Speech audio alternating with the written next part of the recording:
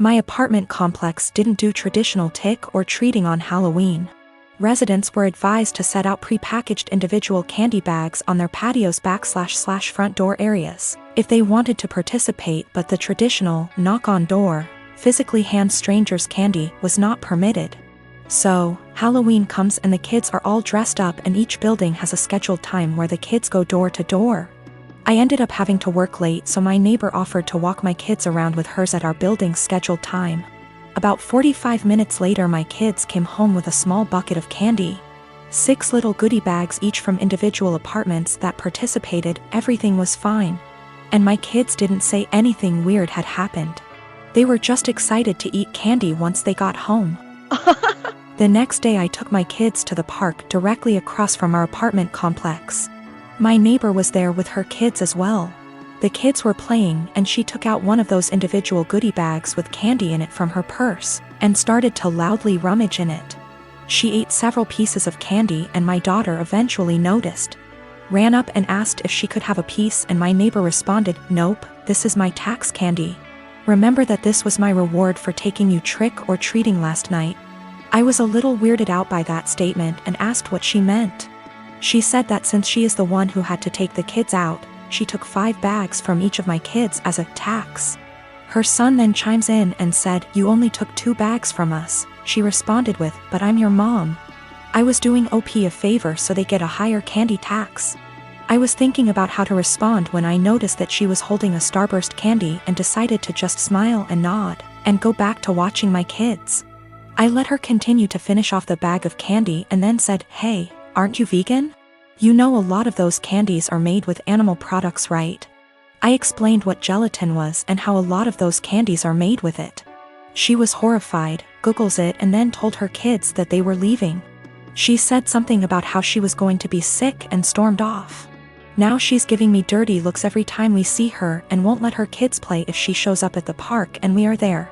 My husband thinks I'm an asshole cause I should have either not said anything about the gelatin or said something right away when I noticed. I don't think it's my job to tell a vegan what is and isn't vegan though, and she deserved it for stealing candy from little kids. When we got home from the park after the gelatin incident, I sat my kids down and asked why they didn't tell me that the neighbor took half of their candy. My oldest kid is 6 and my youngest kid is 4. 6-year-old explained that as they went door to door during their designated trick-or-treating time, she would have my 4-year-old grab 2 bags instead of 1 from each apartment for the majority of them. She explained it to my kids that they were grabbing extra bags for her to be handed over at the end as taxation. So either freaking way she was directly taking candy from my kids or taking candy from other kids through mine. As for the authenticity of her vegan sim, I may have exaggerated when I said super vegan when I first posted this. She claims to be vegan and is very in people's faces about the benefits, etc. It's 100% about the health side. She brags about veganism curing cancer, diabetes, even some mental health issues. I have never once heard her talk about the benefits for animals. She also sells herbal tea products, customized gym clothing, etc., so she totes a pretty big vegan lifestyle. If that makes sense. Now for the gelatin. She knows what gelatin is, she knows what it's made out of, she knows that there are obvious things that she can't eat. But she had no idea that a lot of candy specifically had gelatin apparently. When I told her that they had gelatin in it, she knew what gelatin was but Googled the candies to see if I was correct. I think she is either really dumb or she eats non-vegan stuff all the time when no one's watching, and had to pretend to be horrified about it at this point. Cause a lot of you guys have pointed out that you literally can't be vegan and not know these things. I'm not vegan, I'm not even freaking vegetarian, and I know these things. My sister was set to marry a guy who was a complete douchebag. He seemed like a nice catch to any outsider. He was tall, handsome, very confident, a doctor. Basically the sort of guy any woman would swoon over. Unfortunately, he was a sociopathic, unrepentant narcissist, devoid of any empathy, who would take out his anger on anybody he felt beneath him and seemed to enjoy doing it. You know how basically they say, don't look at how your partner treats you, look at how he treats others. And that's how he'll eventually treat you. My sister didn't pick up on that. I picked up on it early. This guy was really mean. would berate and insult people for the smallest thing, and would lose his cool with anybody who looked at him the wrong way. He started doing it to me, and I told my sister early on, this guy's an asshole. She was like, "Nah. You two will eventually get along, you just got off on the wrong start." I told him I've seen him do that to other people, but she seemed to think, oh, but he's nice to me, I'm the special one. Maybe I can change him. Or I have no idea what she was thinking. After about 2 years together, when they were engaged, the cracks were evident. My parents loved him, his dad and my dad go way back. They both went to the same medical school together and have been close friends for decades. Her fiancé is also good friends with my 2 older brothers. After 2 years, my sister was realizing this guy was an asshole. He's always been an asshole, and he won't change. There was a really painfully obvious example one day when we were having dinner, and my sister's fiancé and my dad were having a discussion about something political. My sister tried to offer her opinion into the discussion, and they both snickered. Then this guy just started berating her and ripping into her in front of everyone, making her feel this small. I could sense her pain. She was just quiet and just sat there taking it. I was thinking, what are you doing with this guy? He has no respect for you. He has no love for you. Another time our family was at this dinner function where a lot of big people were around. My sister's fiancé completely left my sister alone at the table with me, and was sitting at this other table with 2 women, very obviously flirting with them semi-drunk. He just left her all alone at the table. I asked her what was wrong, why was he ignoring her? She told me they had had an argument earlier and this was his way of punishing her. You see what I mean when I say this guy is a complete sociopath? My sister and I are really close, and even though I'm younger by far, little brothers aren't devoid of wisdom. And I've been urging her from day one to break up with this guy before she gets in too deep. Well, now that she'd spent 2 years with him and was engaged, she was obviously in too deep. And she used to tell me about all the outbursts he has, how he treats her with no respect. We often had long discussions, just me and her, where she'd spill open like a can of beans and just divulge all the bullshit that he's put her through recently. Sometimes she'd cry and I'd be there to help her out, but she still seemed to want to stick with him. She actually convinced herself that he loved her behind all that horrible treatment, and couldn't pull herself to cancel the engagement, what with our parents, his parents, everyone counting on it. She knew they'd all say she's crazy, turning down this smart, handsome doctor. I kept urging her to break up, but she stuck with the "he'll change" or "he loves me deep down" excuses. It all came to a head when one day she very publicly exploded at him.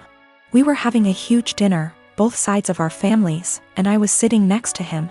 He kept bullying me the entire night. "Move your elbows over, couldn't you wear something a bit more presentable?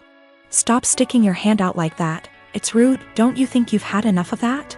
If I asked him to pass a bowl or the sauce or something, he'd hand it over but then pull away and be like, "Say please, say thank you." He was smiling the entire time, laughing. My 2 older brothers were also snickering. They didn't seem to mind this guy was publicly bullying me and having fun with it. He and my dad started having one of their conversations again, and my dad started airing out all his general frustrations and disappointments regarding me. And they started both talking about my life openly in front of me. Her fiancé then turned to me and started openly lecturing me, and when I tried to ignore him, "Hey, are you listening to me? What's the matter with you? Your dad never taught you any respect?" My sister just then basically exploded. She was sitting at the other side of the table, guessing she didn't want to be near him, but she was watching what was going on the entire time. My sister just then basically exploded. She was sitting at the other side of the table, guessing she didn't want to be near him, but she was watching what was going on the entire time. My mother is disabled due to a neurological disease. She was diagnosed in her late 30s, and I remember that she was sick and needed help. I used to really look up to her as a super mom who could overcome any obstacle. That was until my father died. My father died over 10 years ago when I was still in high school. At that time my brother and I lived with my parents. I got a job when I was in high school after he left, cleaning the house, mowing the grass, buying food with money from work, paying bills when I could, the minimum wage is low, and cooking dinner for my mom and myself almost every night. My brother was rarely at home, except to sleep or because he needed money. Over the years, my brother has been in and out of prison dozens and dozens of times for everything from drunk driving to drug possession to stealing from our mother to assault. He is currently incarcerated. No one mentions him or expects anything of him, except my mother who, in violation of a court order for her own protection that she herself asked for, sends him money and speaks to him weekly as well as sends letters.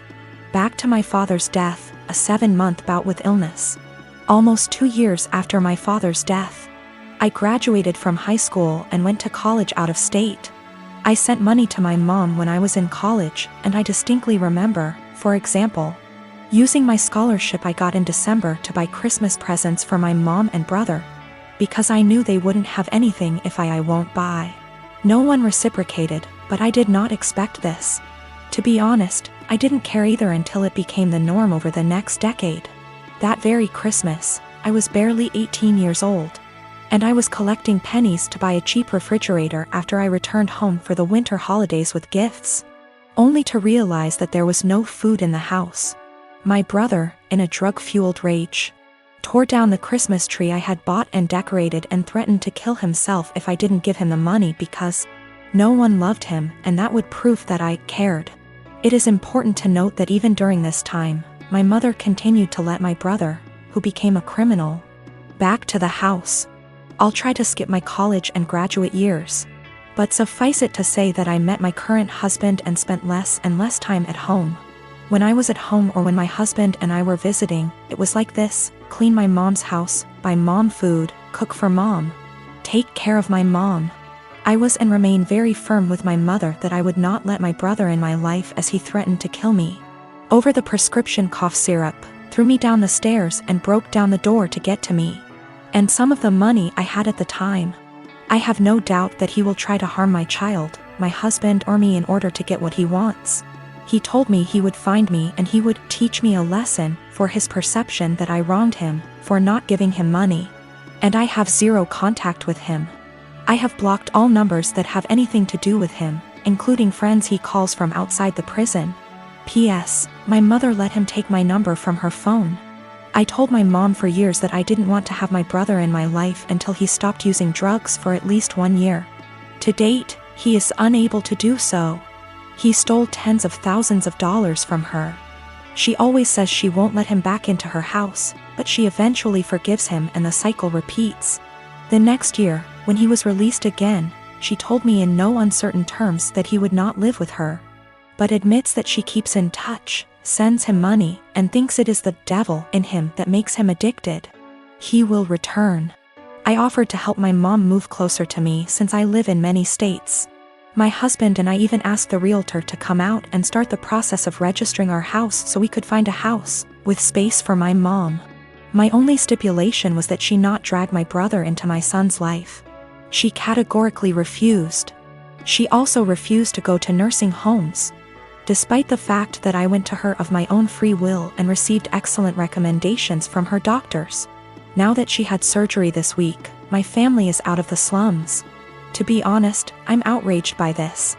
I had people who couldn't even send me a mutual Christmas card and told me that I was neglecting my mother, refusing to take time off from work and go to her place to take care of her. They don't care that I don't have days off and that I will most likely lose my job. One even stated that I wouldn't put groceries on my desk. I wouldn't work for such an employer. It's easy to say those words, but say it to my hungry baby. They said, "Who do you think took care of you as a baby?" And frankly, it hurts me. Sometimes you have to learn how to deal with life. You can't just ignore it because getting on with life means losing your job. Walking away from my toddler in his growing up years and taking care of my mother, I guess? You can probably tell at this point that I'm fed up. I am in a stalemate when literally the only surviving family members tell me to quit my job, my family, my young child to take care of my mom and help her. They also refuse to give a timeline, saying it will be as long as she needs it. I am expected to take care of her 24 hours a day, 7 days a week, no questions asked. I also feel strongly that they resent my mother for asking them to do me a service. Even though I have explained many times that I offered her to stay with us and have the operation here, at no cost to her, mind you. And she refused. In response, They tell me that she has the right to be close to her friends. I also tried to explain that by bowing to her at every call. They give her an opportunity, but they don't want to hear it. They don't seem to hear me when I try to explain that. For example, helping her get out of the physical therapy room a week and a half before her doctor's recommendation gives her an opportunity, and ultimately hurts her independence. She is used to everyone doing everything for her. For example, during the last visit she was very upset that I did not take her to Walmart, because she had to go there almost before the baby went to bed. It was not emergency. She wanted to look around. My mother, in all this confusion, has taken the position that although she doesn't want me to lose my job, a good daughter should take care of her mother. Frankly, I am very hostile to this statement, because my mother did not call me on my birthday before my father died. I tried to build some kind of relationship with my son. I always try to chat with them or talk on the phone. And in the last 12 years I can count on the fingers of one hand how many times she called me just to tell me about me, or my son, or ask how we are doing. If she does call, there is always an ulterior motive, money for my brother or for her because she gave my brother everything. I'm on the edge. I can't work full-time, take care of my family, and expect to hear several times a week how bad a person I am for refusing to give up everything I've worked so hard to take care of mine. Mother. No matter what, I love my mom. My husband and his family saw it unfold and several people remarked, "Why are you even trying?" Meaning trying to schedule calls so she can talk / see my son. I invited her to my house earlier this month, scheduled plane tickets, airport assistance, etc. Just to watch her play on her phone or spend time playing with the dog instead of reading a book to my little one who just wanted her attention. Today, as if the last straw was needed, I called to check on her and she stated that she was going home against the doctor's orders because her dog needed her, because the dog was sick. First, he has a very minor skin condition that is almost 100% cured thanks to her friend giving him a prescribed ointment. Secondly, my little one got sick this week, meaning he didn't go to kindergarten for 3 days. And even after I told her about it, she never called to find out how he was. Just like she never called to check on him when he came down with the flu last year, or when he had a mysterious week and a half illness earlier this year that resulted in 4 doctor visits and a temperature of 104 degrees. I can't take it anymore. I am literally writing this as a last resort. My husband tells me not to talk to anyone. That's the whole family I have left except for one paternal aunt, because he sees me cry when hurtful comments and guilt come into play. He sees me trying to hide it from my child. But then I feel like I'm giving them what they want, right? Look at little Miss Potato, such a bad person and so inept at dealing with life. She just chose to ignore us all. But I can't defend myself all day in front of extended family members whom I've seen for over 10 years. And in some cases over 2 decades. Nothing I say will ever be good enough. I was told in no uncertain terms that I was a terrible person because I refused to leave my husband and young child and move across the county to take care of my mother. Postscript, I am not subject to the FMLA. My employer is not large enough and there is no comparable law in my state. I have 1 day of vacation left due to my son getting sick earlier this year. My husband gets almost 3 times as many days off, so took many more days to take care of him.